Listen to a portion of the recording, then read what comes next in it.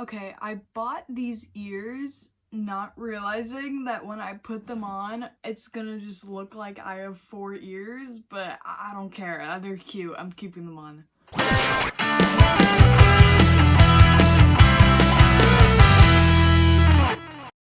So, a week ago, there was the start of a new My Little Pony generation, which, oh my god. And I was very excited about this, and I watched it like the day it came out. I went to the shop, bought my sister and I a bunch of snacks. We had a little viewing party thing. It was just us, but still, it was very exciting. And so now I'm doing a review of the movie because I have a YouTube channel where I talk about movies and things that I like, so I get to talk about My Little Pony, okay? So yeah, this is just gonna be a review of My Little Pony, A New Generation, Generation 5. It's here, what's happening? So, a quick background with me and My Little Pony. Obviously, I was once a little girl. Shocking, I know. And, basically, I don't remember what specific toys I had or what specific things from Gen 3 that I watched, but My Little Pony is not a foreign concept. I know I had toys, I think, and I did watch Gen 3, I'm pretty sure, and I definitely had some of the books, but obviously, because I was just a child, toddler person, it didn't have that much of an effect on me, but then Gen 4 happened. And I loved Gen 4 as a preteen tween girl. It was my shit. I loved it. It was great. And now here I am, a teenage boy, and I'm talking about Gen 5. So yeah, that is the history of me and My Little Pony. So I didn't start with Gen 4, but Gen 4 is definitely why I care so much about My Little Pony. So my overall opinion, if you don't want to watch through this whole thing, is that I really liked the movie, and I think most people agree with that. It was really good, it was really fun, I love all the new characters, I love the songs, it's great. This is a great movie, highly recommend. Even if you're not into My Little Pony in the slightest, I would still recommend watching this movie. It's a fun movie. So yeah, that is your too long didn't watch opinion. Now, this is going to be a long video because I have 4 pages of notes. Usually for reviews and stuff, I have maybe half a page, maybe a full page. I have 4 pages for this movie. So obviously this video, as you can see on the bottom, is in chapters, section things. So you can just hover over the little watch bar if you want to see me talk about a specific aspect of this movie. So yeah, this is all going to be split up so that you can just skip to what you want. If I'm droning on about the plot and you're just stop talking about the plot, you can skip to somewhere else. Yeah, so hopefully, even though I'm imagining this video is going to be quite long, hopefully this will help ease you with it. So yeah, I think we just need to get into it because I have 4 pages of notes to get through. So let's just start. So the first thing we're going to be doing is I'm actually going to be rebuttaling some of the most common criticisms I see about this film, because I know there are going to be people commenting these things being like, I didn't like this. So I'm just going to start off just telling you why you're wrong so that we can just get that out of the way. So if you see anyone in the comments who commented one of these things, they didn't watch the video clearly, or they didn't watch the first 5 minutes. The first criticism is it's not Gen 4. Well, yeah, of course it's not Gen 4, it's Gen 5. Welcome to My Little Pony. It reboots itself every couple of years. Welcome to the new generation. I'm sorry it's not Gen 4. I'm sorry the thing you ended. Time to hang up your fedora, shave your neck beard, and move on. The second critique I see is that it left too many unanswered questions. Now, there is a section of this video where I talk about unanswered questions, but I don't think the fact that there are so many unanswered questions should be a mark against the movie. Because the thing is, this is not a standalone film.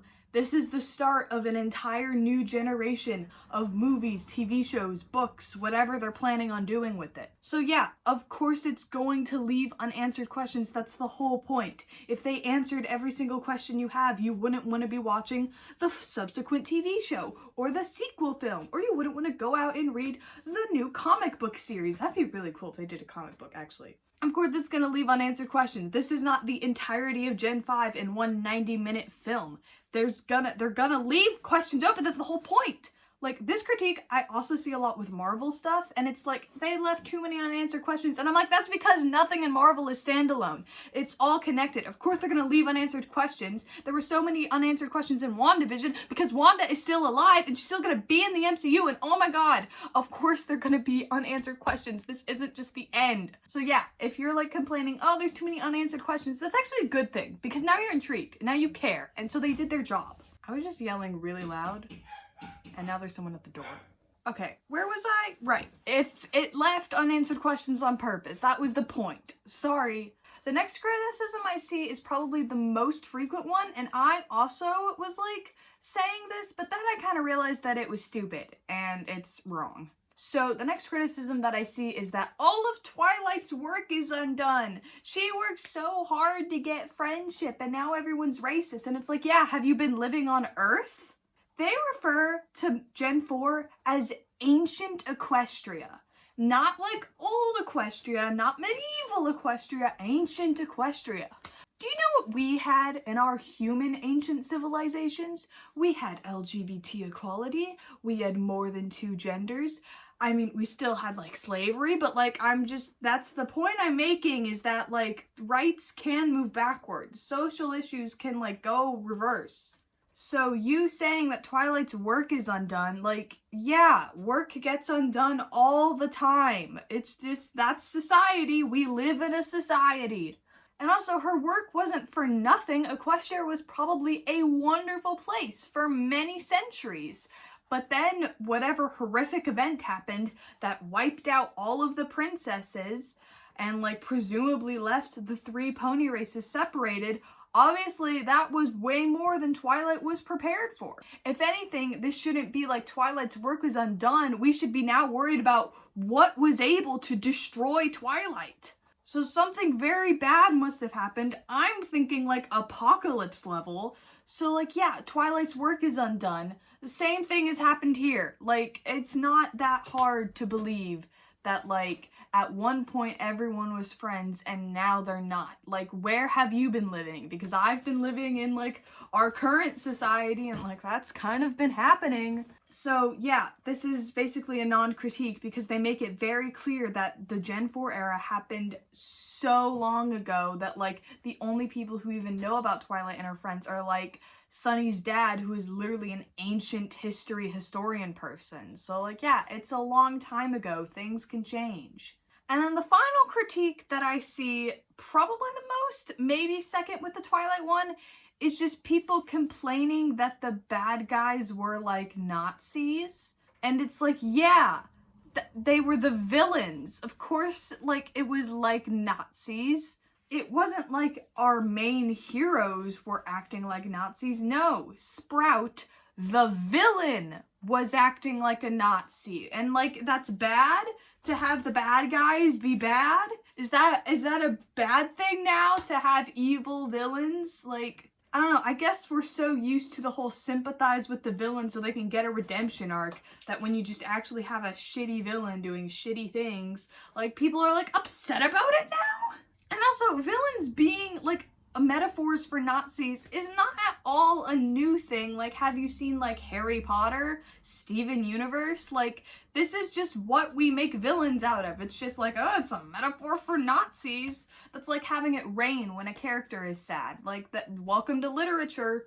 I can't believe I just referred to My Little Pony New Generation as literature, but here we are. And like, so many people are like, why did they add pony Nazis? And it's like, what? Did you want no villain? What did you want? What were you, what would the alternative be? Like, in a society in which our main key characteristic is their racism, the villains are gonna be like Nazis. Sorry, like, what were you expecting? And like, even when I was watching it, I was like, this is a bit on the nose with the Nazi stuff, but that's because this is a children's film. There is no subtlety. There is no like read between the lines. No, it's like, this has to be able to be comprehended by like literal toddlers. It's gonna be on the nose. So yeah, I don't understand. Like, this isn't just a My Little Pony thing. Like, people seem to complain when villains do morally corrupt things, and it's like, well, what did you want them to do? We have to have a bad guy. Yes, there were pony Nazis, and no, I'm not upset about it, because the narrative treated them like they were the bad guys. It's not like they were being held up and praised. Like, no, we clearly understood that these were bad people doing bad things, and that's why they were like Nazis. Anyway, I've said the word Nazi so many times in this video that, like, if we ever get this channel monetized, this video is certainly not. Our next section of this video is the main five. So I remember kind of when the main five were first announced and everyone was just freaking out over the fact that they had eyebrows. But I liked them. I liked their initial designs, but I was kind of holding off until I saw the movie to draw my final conclusions on what I felt about the main five. Because like when the trailers dropped, I was initially like, Izzy and Hitch, best ponies. But now it's kind of shifted. I still think Izzy best pony, but like we'll get to Hitch. And the other thing is I am not a fan of celebrity voice casting, and I'm so glad that this is like a popular thing to be talking about. Not popular, but like it's topical. Like, I mean, everyone's talking about the whole like Chris Pratt as Mario thing, but can we talk about like Vanessa Hudgens as a My Little Pony? Like, I don't understand. For the main 6 in Gen 4, it was 4 voice actresses. 4 voice actresses for 6 ponies. And now they've gone out of their way to cast 5 people to play 5 ponies. Like Zip and Pip could have easily been voiced by the same person. Just cast a voice actor. Like, I'm just really sick of voice actors not getting any roles because, like, all Hollywood wants to do is cast, like, big-name celebrities who are not voice actors to do voice roles because, haha, recognize this voice, parents, come take your kids to see our movie. So, yeah, for the most part, I'm not a fan of celebrity voice casting. There are some exceptions within this list, though. And sometimes I just don't mind it. So, yeah, but let's get into the ponies. First, we have our main pony, Sunny Star Scout. The thing is, Sunny wasn't my favorite, but I think she is a really good main character. But yeah, I thought she's a really solid main character. I kind of liked how she was like the town hippie in terms of like protesting and everyone being like, oh, she's kind of weird. I think Vanessa Hudgens actually did do a pretty solid job with her. I think her voice does suit Sunny.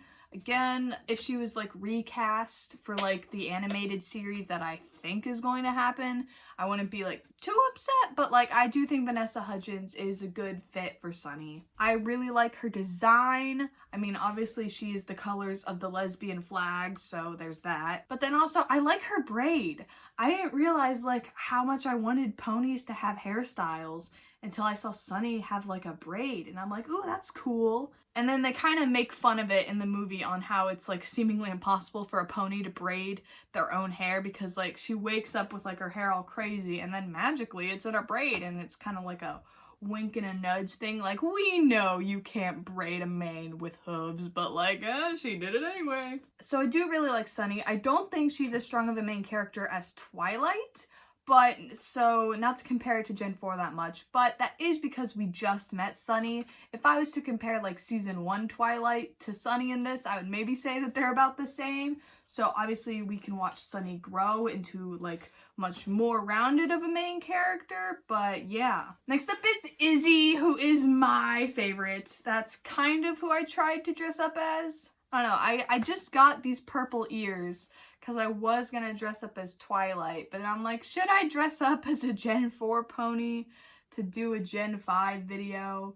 So like I'm kind of wearing purple to be like Izzy, and then I'm wearing my Pinkie Pie necklace because like Izzy's sort of like Pinkie Pie, but not actually that much. But yeah, Izzy's my favorite. I like that her thing is arts and crafts. I didn't know that I was missing this for My Little Pony, but like a lot of the ponies like things, they're like hobbies, are not actually that applicable to like children. Like you have Rarity, who's a fashion designer, Applejack's a farmer, Hitch is a cop, like, and all these things, these are careers. These are not things that like a child can just do. So I like that Izzy's thing is arts and crafts because like that is like, that's a great thing to have because all children love arts and crafts. So I do think Izzy's gonna be the favorite with like little children as well as the big children.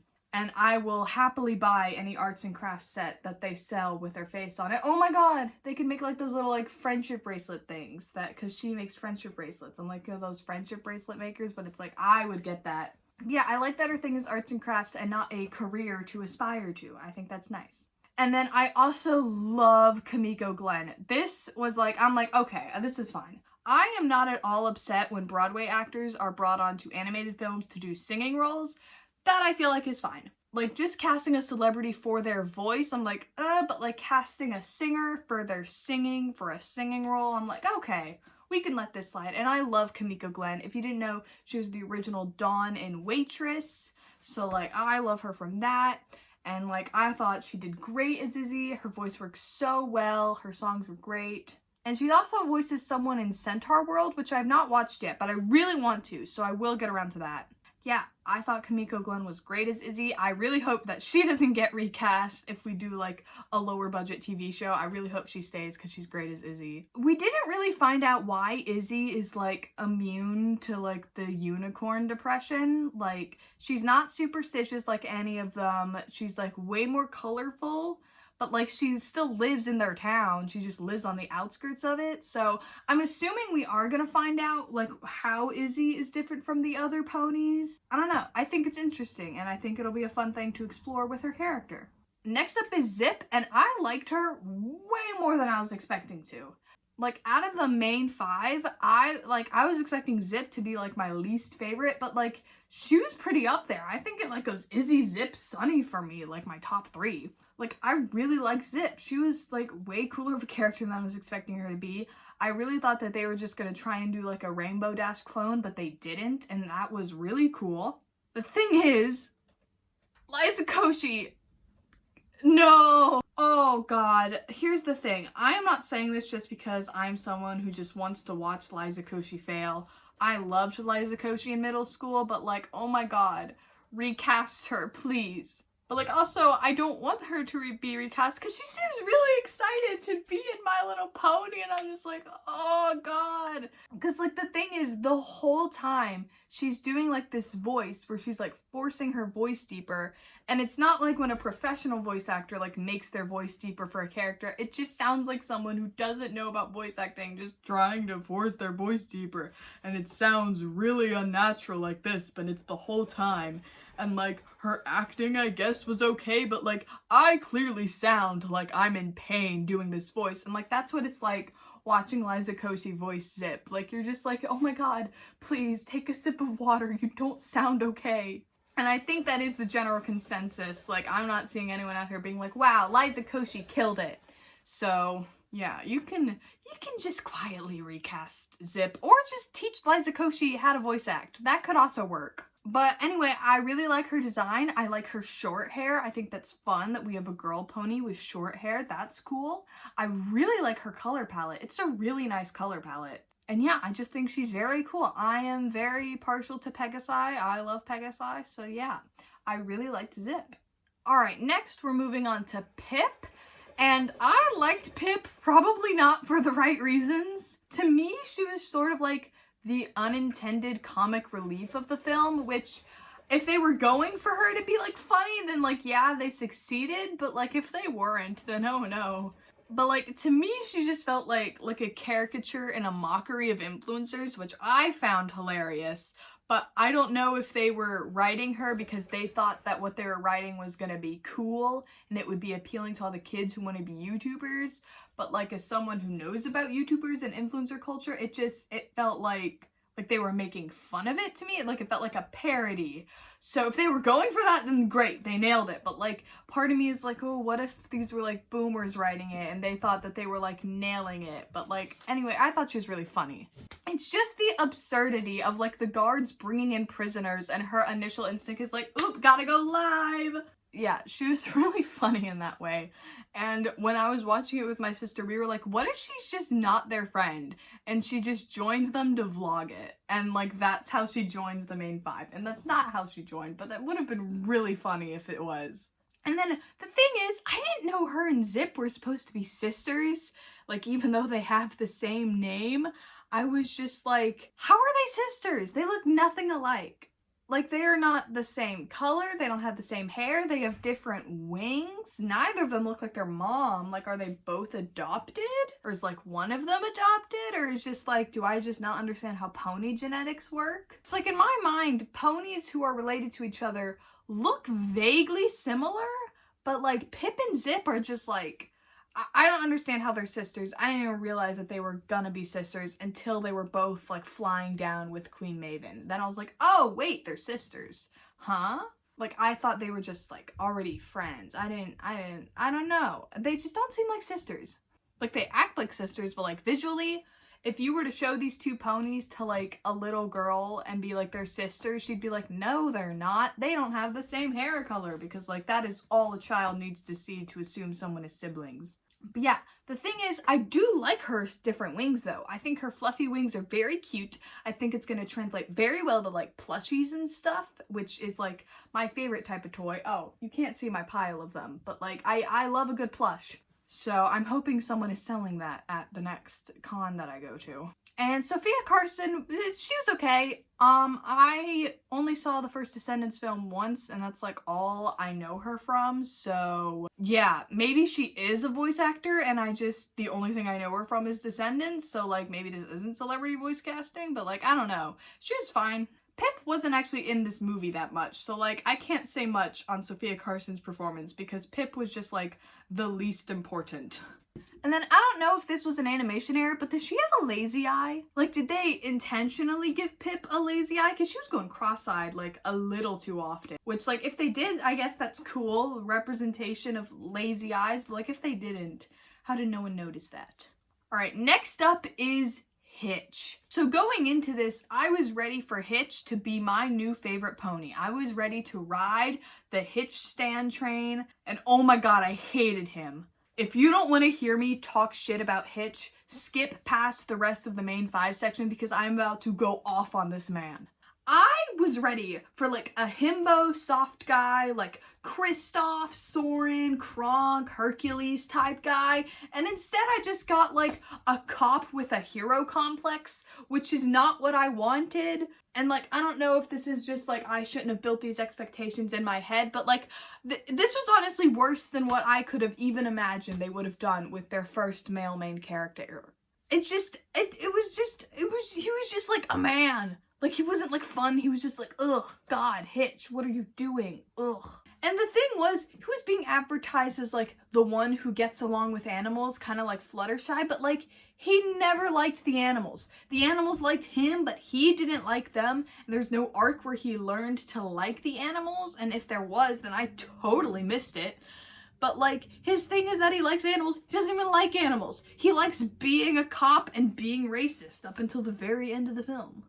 So I didn't like his character at all, and I was so afraid that they were going to try and push Hitch and Sunny as like a couple because, you know, they were the two main characters, but thank God that they didn't, and I think they're actually trying to push for Hitch and Pip, which I'm not actually that mad at. I will allow that. We can have Hitch and Pip. I've seen some like fan art of it. It's cute. I will take Hitch and Pip. That is not a ship that I'm upset with. And as far as James Marsden, he was fine, I guess. Like, it was fine.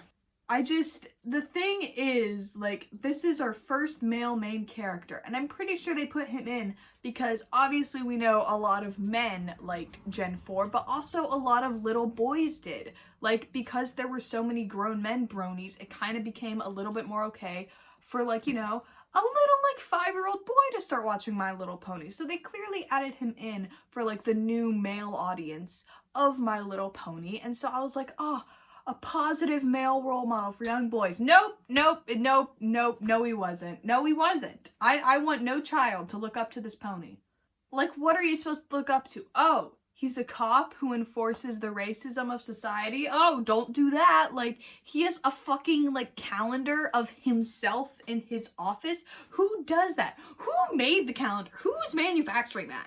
And just, like, little things. Like, he just was, like, that generic male character who just doesn't like fun. He doesn't want to hang out with the girls. He's like, ugh, we gotta be serious. Ugh, don't put makeup on me. That's gross. I'm a boy. And I was just like, oh my god. Like, you could have done anything with him. You could have done anything, and instead you just chose to make him, like, the worst representation of, like, a male pony that you possibly could have done. And I just didn't like him. Like, they are going to have to do a lot of character development to get me to even think about liking Hitch. Like, oh my god. Like, the whole time I was just screaming at the TV. I was like, God, Hitch, just shut up. Stop it. Like, he was like so determined to arrest his best friend. He wanted to put his best friend in prison so badly that he risked his own safety to travel into Zephyr Heights. Sunny and Izzy were going in there because they wanted to restore magic and save the world. Hitch was just going there because he wanted to watch his childhood friend be put behind bars. I did not like Hitch. And I don't understand why people do. Well, I mean, I guess I do. No, I don't. I don't understand it. Please explain to me, if you're a Hitch stan, why you like him, because I don't. Okay, moving on to all of the other ponies. The other ponies. We're talking about the other ponies now. So first up is Sprout. And here's the thing. I didn't know who the villain was going into this movie. I don't think anyone did. I think Sprout was like the last pony on all of our minds. Like, he was a really solid villain. Like, I did not see him coming. Like, I thought that Queen Maven was going to be the villain with kind of how the trailers portrayed her. And then I started watching the film and I'm like, oh, Sprout's mom is the villain. But then like, oh no, Sprout's the villain who was pushed into being the villain by his mom. And I'm like, oh. So like, yeah, even like watching the first few minutes of the film, I didn't realize Sprout was going to be the villain. So I thought it was really cool. I was not expecting that from a My Little Pony movie, to just like not know who the villain was until it was like too late. So I was yeah. So yeah, I thought he was a really solid villain. I have a feeling they're gonna try and redeem him, but like, I'll see. It depends on how they do it. But I did like him. He was a really solid villain. And Danger Danger slaps so hard. That is such a good song. Next up is Phyllis, Sprout's mom, and I thought she was a really solid red herring, like I just said. Like, you really think she's gonna be the villain, and she kind of is because she made Sprout into a villain, but I thought she was good. I thought she was a nice character. I liked her design. Yeah. I think she's also probably gonna be redeemed, and her I'm like a little more okay with, because her like villainous was more like based out of fear, whereas Sprout just like straight up turned to hatred, so like, Next up is Queen Haven. I've been calling her Queen Maven. It is Queen Haven. But I loved her. So even though I couldn't remember her name, I really loved her. She was a really fun character. Jane Krakowski, love her. So like, I didn't even realize she was in this movie until I heard her voice. And I was like, oh, it's Jane Krakowski. She was another good red herring villain. I don't even think she was supposed to be a red herring villain. I just think that they like edited her like that way in the trailer. I don't think we were ever supposed to, watching the movie, think that she was going to be the villain. And she's just a really good mom. I was not expecting that from her. I thought we were going to have some like Prince Zuko stuff with like the princesses, and it's like their mom doesn't get them and is mean, but like, no, she's just a good mom. Like, their plan to steal the tiara from her is she loves watching her daughter perform so much that she'll be so distracted that you can take the crown off her head. Like, that's really funny. So yeah, I really liked her. I hope she's like a more important character in like the next couple of films or series or whatever. I enjoyed her a lot. Next up is Alpha Biddle. I really liked him. He had a really cool design, and apparently his name is a Gen 3 name, which I did not realize. I also think he could be a really solid character in like a series or whatever. What I want to know is, what's his connection to Izzy? Because him and Izzy know each other. Like, it could just be like everyone knows Izzy because she's like the town weirdo, but she knows him. So like, did he like know her parents, or like, I don't know. I want to know their connection. I want to know more about how they like are like, they know each other. They do know each other. And like, he doesn't even believe Sunny is like seriously betting this until Izzy confirms it. Like, he's asking Izzy. So like, clearly they trust each other to some level. Well, she doesn't trust him. I don't know. I just want to learn more about him and Izzy and how they are like connected. Next up is Argyle, Sunny's dad. Dilf pony. He's a Dilf pony. Look at that. Look at that Dilf pony. Yeah, Dilfness aside, I knew he was gonna die like 2 seconds into this film. Like, as soon as I saw that he was only interacting with child Sunny at the beginning, I'm like, he's gonna die. He's dead, he's dying. And then he did die, so called that. I guess I'm just so good at predicting plots. But what I want to know is, how come he knew everything about ancient Equestria that like no one else did? Like, I mean, I'm assuming a lot of like the records and stuff got destroyed in whatever apocalypse happened, But like, I don't know. And like, how did he have the Earth Pony crystal? I hope we also learn more about him. Which, I mean, it'll be hard to learn more about him without flashbacks because he is dead. But yeah.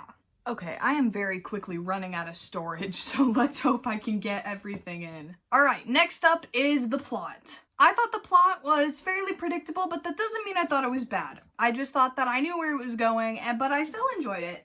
Like, obviously, I knew that, like, it wasn't the gems that were magic, it was their friendship. Like, I pretty much, like, knew the beats, I knew where it was going, except for Sprout. Sprout was a surprise villain. But yeah, I thought the plot was fairly predictable, but it was good. I liked it. It did feel a little rushed just because they were trying to fit in like this massive adventure into like 90 minutes. I feel like if they stretched it out to 2 hours, no one would be that upset. So like maybe they should have done that. So there were times I'm like, oh, this is going very fast, but like it didn't like detract from the movie overall. At times I was like, maybe we could have just like added a little bit more time to this. I wish we had gotten just a little bit more lore explanations on what happened to, like, Equestria. Just a little bit more, because, like, we don't even know what Twilight and them out at all. So, I mean, that is because, like, it never came up naturally in conversation, so it would have had to have been, like, a weird exposition thing dumped in, but, like, I don't know, I wish we got, like, something. And maybe we did get something, it was just, like, in the background and we haven't noticed it yet. And like it'll make sense once we have the explanation. I don't know.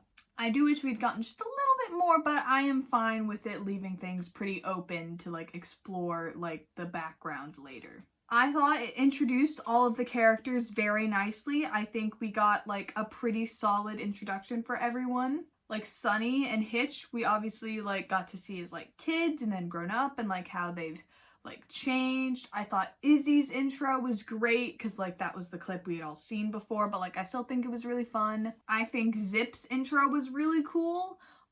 Pip was really funny. Like I said, that like our first meeting of her was just her like live streaming 2 prisoners being held captive. Yeah, I thought all of the characters were introduced very nicely with the plot. I already talked about this, but Sprout as a villain was really well done. I thought I really enjoyed that part of the movie. And I thought the ending was nice. I saw some people didn't really like the ending. I thought the ending was really nice. That bit where they're like all pushing the picture frame together, that was really sweet and I liked it. The thing I am confused about is Sunny like actually an alicorn now, or is she just like a temporary alicorn? Because her horn and wings were like kind of like transparent outlines.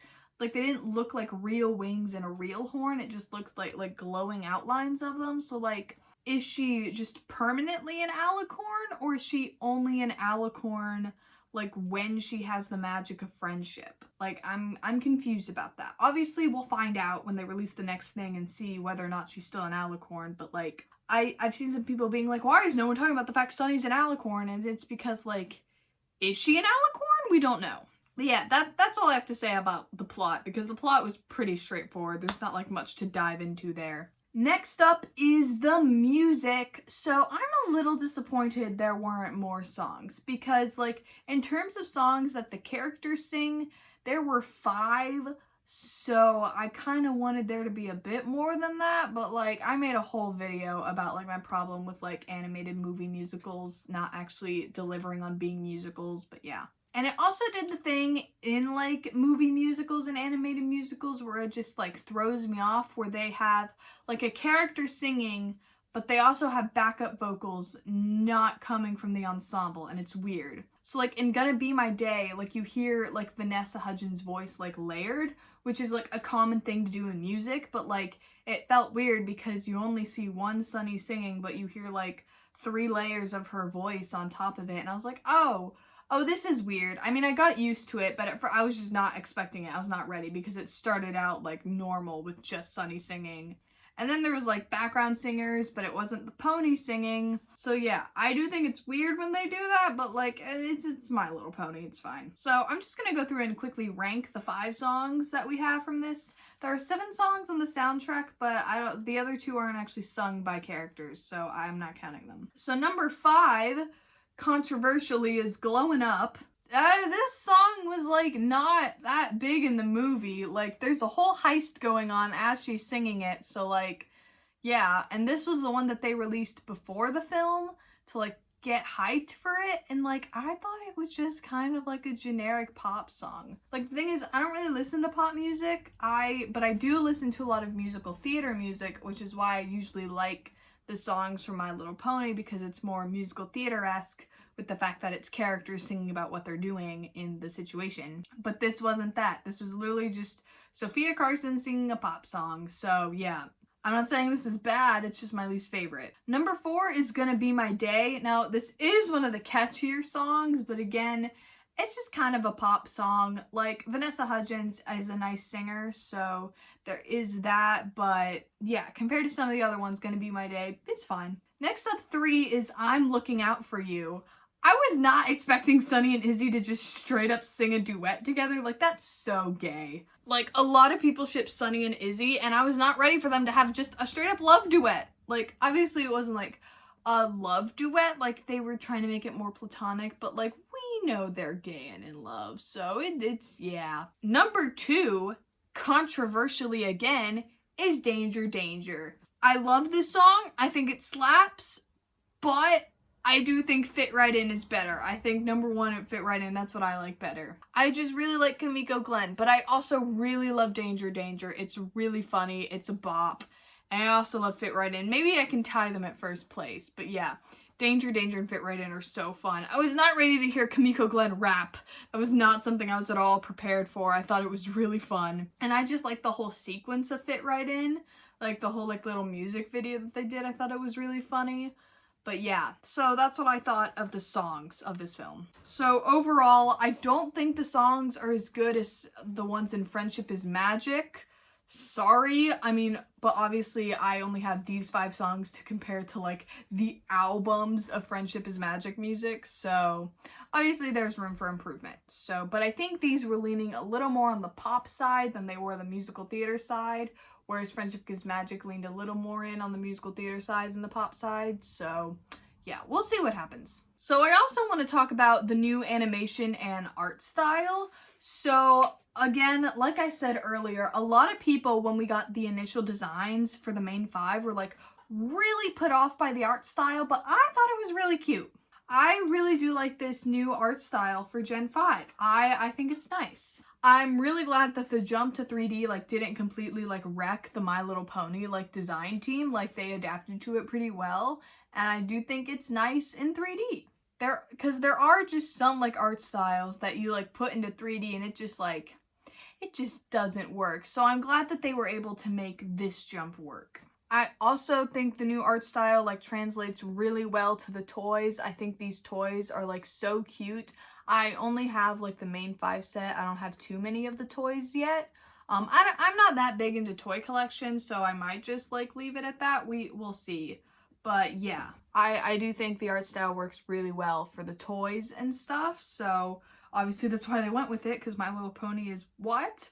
A toy ad. But yeah, I really like the new art style, and I liked the new animation. The animation looked really good at some points. Like, you could tell that they had like a budget for this film. Like, the animation was so lovely in so many places, and it was really cool, because like it was just great. Like, I'm obviously not like a visual artist animator myself, so like I can't get too technical with like pointing out the things I liked. I just thought it looked nice. The thing that I'm worried about is the budget decrease for if they decide to make a TV series. So like what I'm thinking is, if they make a TV series and they keep it 3D, a lot of 3D animated TV shows don't look too good. Like, I think an example is like Miraculous Ladybug. I had to stop watching Miraculous because the animation was just throwing me off so much. It looked so bad. Like, I think the Dragon Prince and What If, with like their like comic booky 2D, 3D hybrid animation, looks nice, but like most 3D animated shows don't look good because they just don't have the budget to make it look good. Like, even looking at like the quality of like Pixar's Luca versus Monsters at Work, you can even see that even though it's still the same studio editing both things, that one looks way better than the other. So what I'm hoping is that if they do a TV series, they jump to 2D, kind of like what Tangled the series did. So even though the Tangled movie is 3D, the series is 2D. And like the intro to the movie was in a really beautiful 2D style with the main 6. So I think if they went with that for the TV series, I don't think anyone would be upset with that. Like, the animation at the beginning was also beautiful. So I think it would be a lot smarter of a decision for them to make if they're doing a TV series to make it 2D instead of 3D. Because if they try and animate like they did 3D for a TV series, it's not gonna look great. Okay, the next thing is the lore. So I felt like I couldn't do a review without talking about all of the things happening with the lore, because here's the thing. They made the decision to set it in the same timeline as Gen 4, and I honestly think they shouldn't have done that, because setting it in the same timeline as Gen 4, connecting it to the same lore as Gen 4, oh, that rhymed a lot. That was a mistake, because now, oh my god, you have opened the fucking Pandora's box of lore questions, Hasbro. Like, I mentioned at the beginning there were a lot of unanswered questions, and that shouldn't be, like, knocked against the movie, and it shouldn't. There are a lot of unanswered questions, and, like, as someone who does care about, like, lore and world building, horror building, there's a lot of questions, and I'm gonna ask all of them so that hopefully one day they can all be answered, but I'm just putting them out there. So if anyone has any theories or anything, comment down below, because I'm going fucking crazy. In an ideal world, they just wouldn't have set this in the same timeline as Gen 4, and this is just new ponies, new Equestria, but no, they had to fucking connect it.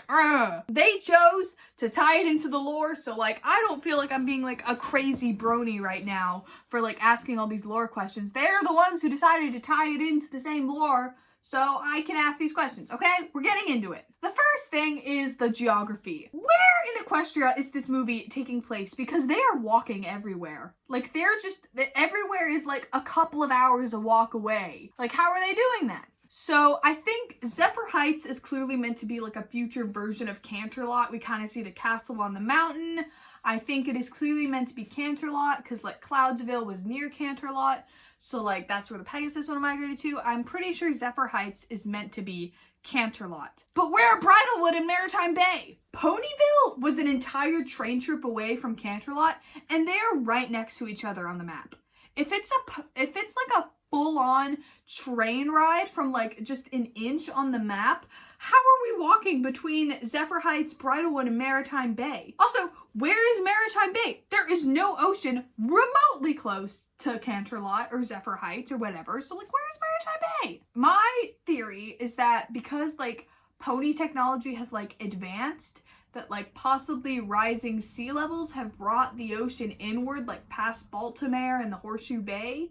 But, like, still, I'm like, how are we walking everywhere? Like, this film only took place over, like, a couple of days, and we were able to get to everywhere on hoof. So, like, where is this taking place? So I think what it is Maritime Bay is, like, a rising ocean coming inward. Bridlewood is maybe, like, the Everfree Forest? But, like, still, how are they able to walk everywhere? And, like, we even see in the train station in Zephyr Heights, people took trains to Bridlewood and to Maritime Bay. So, like, I don't understand how we were able to just walk everywhere. And are there only 3 towns left in Equestria? Because those were the only 3 places I think we saw in the train station. Are there just 3 towns left of unicorns, earth ponies, and Pegasi? Because that doesn't seem good. I mean, I'm assuming it's not, and I'm assuming, like, the series or next couple of films are going to be them, like, going around bringing friendship to other unicorns, Pegasi, and earth ponies, and I think they just only have their magic restored.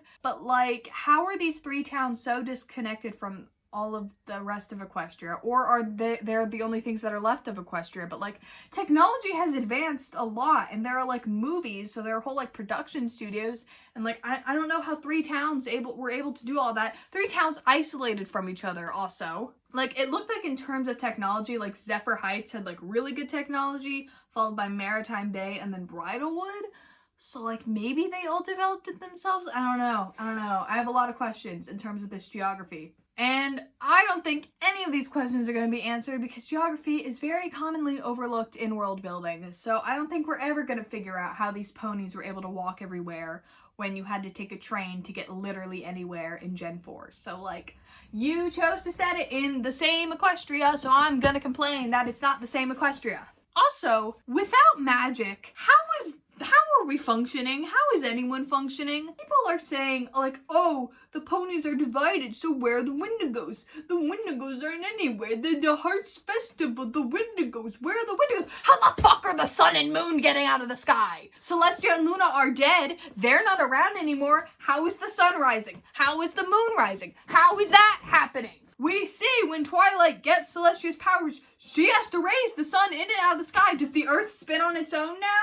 Did Celestia die and then suddenly the sun was able to do it on its own? That doesn't seem fair. Like, how are the sun and moon moving? They chose to set it in this Equestria, therefore it should follow the same rules, so we should have eternal daytime. Also, how is the weather working? If the Pegasi can't fly and move the clouds, how is the weather working? We know that the Pegasi control the weather. How is the weather working? No one can fly. Is it just like cloudless all the time? I don't think so. Crops are able to be watered. We see plants. Rain has to be coming from somewhere. Also, how are the seasons being changed? We see through like winter wrap-up and stuff that it takes all the ponies working together to change the season. How are they doing that if they're not working together? Are we just like always in like summer? Also, how is food being grown? Because like we know Earth Pony magic allows them to grow food and do agriculture. And I think we get a confirmation of this with like the end credit scene of like that one Earth Pony having like magic hooves or whatever. So like, and the Earth Ponies do have magic, and that magic allows them to grow food. How are they growing food? How is anyone surviving without magic? Like the society in Equestria is integral to having magic. Like you need magic for it to work. Also, who are the ponies in the stained glass mural on the train station? Because I was like looking at them for a while and I'm like, I don't recognize these ponies. These don't look like ponies that I know. And like maybe I'm just like blanking completely, but like who are they? I hope we learn more about them. And like, also, where did the crystals come from? Because like, I'm thinking they were maybe like a final effort by Twilight to like try and make sure the three pony types stayed together. Because like, I mean, clearly whatever happened must have been like really bad. So it could have been like she like used her last bit of magic to put the like make the three crystals so that the ponies will always know to stick together somehow. I don't know, maybe, I don't know. I just want to know where the crystals came from. Also, why are the cutie marks only on one side now? What is that about? Like they're just only on one side now. They're not on both sides anymore. That's interesting. And then I guess the obvious question that I have to ask is, what happened to Twilight and the princesses? They were seemingly immortal, at least to my understanding. How did they die? What killed them? Like, and why is that thing that killed them not still around? Like, what happened? I just want to learn what happened. Oh my god, I've had to delete so much stuff just so that I have room for this giant video. Okay. Rapid fire, let's go. Hopes and fears for Gen 5. Let's just get through them. I really hope the TV show is 2D so that like we don't get the awful 3D TV show style animation. I hope we get the lore explained to us eventually at some point. I hope that Sunny and Izzy can be gay and in love. That would be nice. And I'm afraid that we have a celebrity cast that they're not going to want to recast them, that we might just be getting films. Like, I don't think they're gonna want to, like, recast their, like, star-studded cast that they're using as, like, advertisement. Because, like, I don't know if they would do a TV show, and so, like, it's like, maybe they might just do films, which would be disappointing. And I'm worried that the fan base is just not gonna let go of Gen 4. So, and there's already people who are, like, unable to let go of Gen 4. And I really hope that doesn't seep into like IRL spaces like cons and stuff. I really hope that we can just embrace the new generation. But yeah, overall, I am very hopeful about Gen 5 and I'm very excited to see what becomes of it. They're clearly taking the story side of My Little Pony a bit more seriously now since the success of Gen 4. So I'm just excited to see what happens. So to just wrap this all up, I liked the movie. I liked the characters. I have a lot of questions, but I'm willing to be patient for them to be answered. I do really want to make more My Little Pony videos as this generation continues and flourishes, make some theories, more reviews, do a bunch of pony stuff. So, if you're not subscribed, you should subscribe. We're trying to hit 1,000 subs by the end of the year. We might not get there, and that's okay, but like, please sub. So yeah, let me know what you thought of the movie in the comments. Give me your theories. Maybe if you have any ideas about the lore stuff, let me know, like, your favorite characters, your favorite songs. Just tell me everything. Love and tolerate. Friendship is magic. Ooh hoo hoo hoo.